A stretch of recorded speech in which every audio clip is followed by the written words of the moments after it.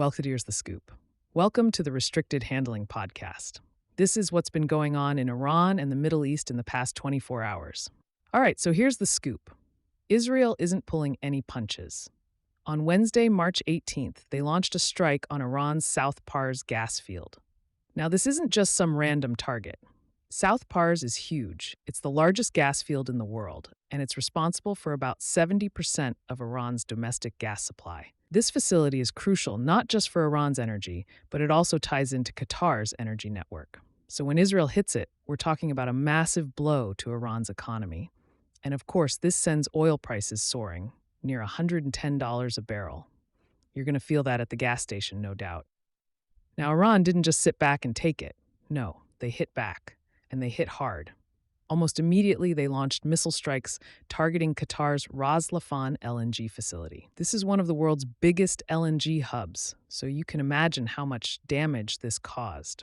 Qatar condemned it, calling it a direct threat to their national security. And let's be honest, it's a big deal. But Iran wasn't done there. Oh no, they also launched missiles at Saudi Arabia.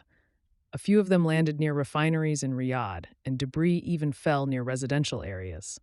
This is exactly the kind of escalation you don't want to see in the region. But it doesn't stop with infrastructure. Israel has been on a mission to take out key Iranian officials. They've been going after the regime's top brass, and on March 18th, they killed Esmail Khatib, Iran's intelligence minister. This wasn't just some guy in a suit behind a desk. Khatib was responsible for a lot of the regime's worst actions. He's been linked to the brutal suppression of protests, including the ones in 2022 over the death of Mahsa Amini and the more recent winter 2025-2026 protests. He was also deep in the cyber warfare game, going after the US and its allies. So yeah, big target for Israel. And this isn't an isolated case. Khatib's death follows just a day after Israel took out Ali Larijani, the head of Iran's National Security Council, and Gholamreza Soleimani, the commander of the Basij paramilitary forces. 3 major hits in just 24 hours. Now, this decapitation strategy, Israel's plan to weaken Iran by eliminating key leadership figures, is something we've seen before. The goal is to destabilize the regime by targeting those at the top. But here's the thing. Instead of collapsing the regime, it seems to be strengthening it. The new leaders coming into power are hardened, more entrenched, and less likely to back down. Israel might be taking out individuals, but the system is still standing strong, and it's adapting. It's like chopping the head off a snake, only for 2 more to grow back in its place. And speaking of adaptation, Iran is continuing to respond in kind. They've been very clear that they will not just sit idly by. In addition to those strikes on Qatar and Saudi Arabia, Iran is also escalating its actions in Iraq.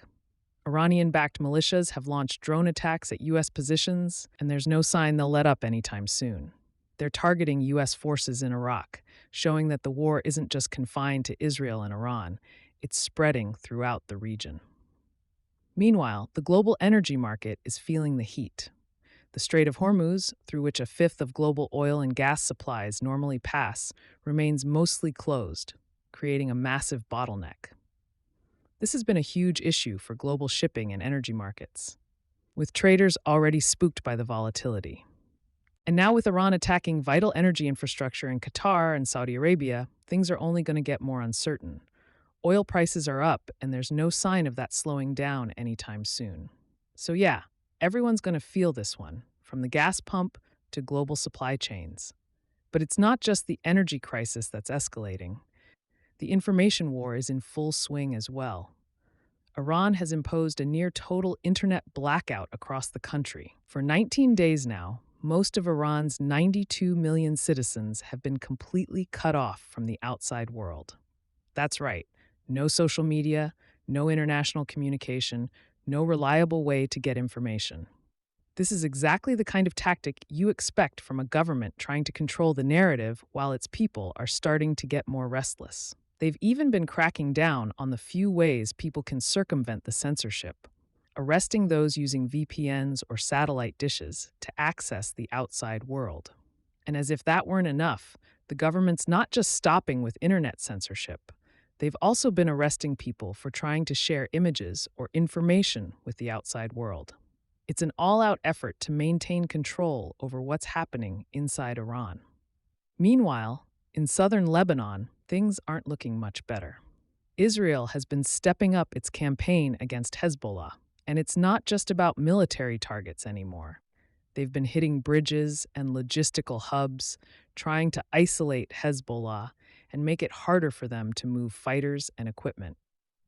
And this isn't just about infrastructure, it's also about targeting Hezbollah's financial networks. Israel has gone after companies linked to Hezbollah, including gas stations and drugstores. This isn't just military action, it's cutting off the resources Hezbollah needs to keep functioning. But while Israel is pounding away at Hezbollah, Lebanon is feeling the pain. Over 960 people have been killed, including 110 children, since the start of this latest round of fighting. That's a tough number to hear, but it's a sign of how far this war is spilling over into civilian life. It's not just about military targets anymore. It's about families caught in the crossfire. Now, I don't want to sugarcoat things, but there's a strange dynamic happening here. The more Israel and the U.S. target Iranian leadership and infrastructure, the more it looks like Iran is digging in its heels. Instead of breaking down, they're doubling down, recruiting more hardliners, reinforcing their military capabilities, and pushing back harder than ever. It's like watching an underdog in a sports movie. At first, you think they're down for the count, but then they just get angrier and more determined to fight back.